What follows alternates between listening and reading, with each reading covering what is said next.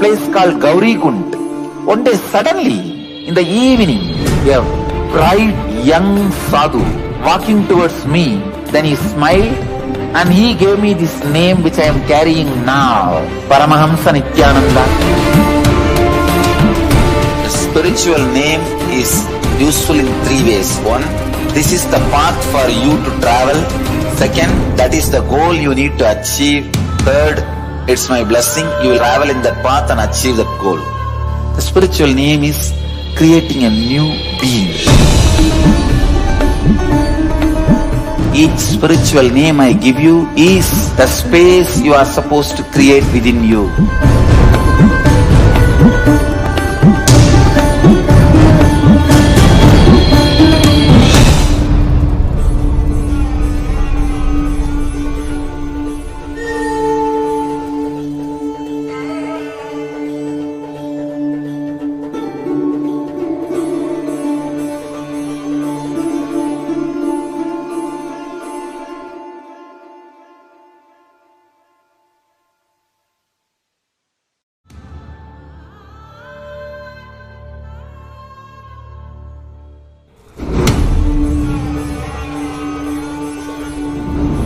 I have heard about Babaji in the young age, and when I was traveling in Himalayas just before the Kedarnath, there is a place called Gauri Kund.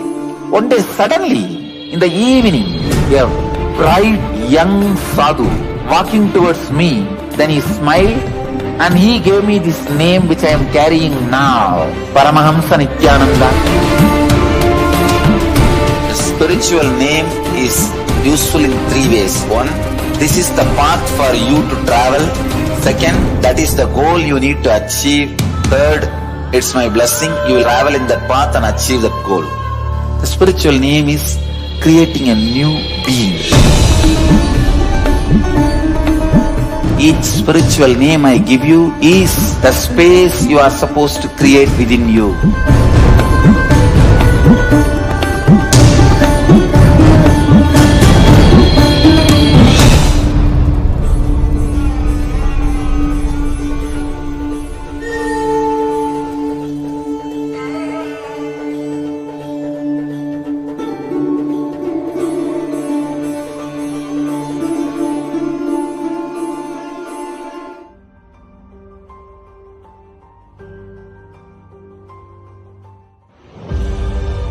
What I mean by the word KAILASA, listen intensely.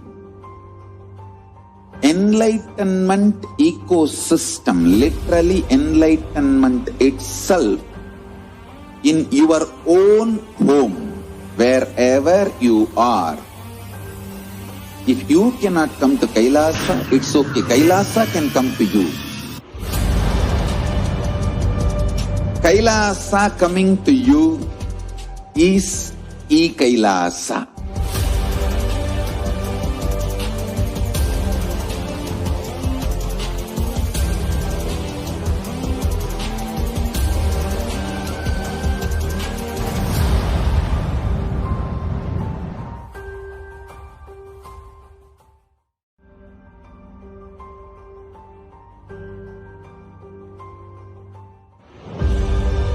What I mean by the word KAILASA? Nithyananda Paramashivoham Om Nithyananda Paramashivoham Om Nithyananda Paramashivoham Nithyananda Paramashivoham Om Nithyananda Paramashivoham Om Nithyananda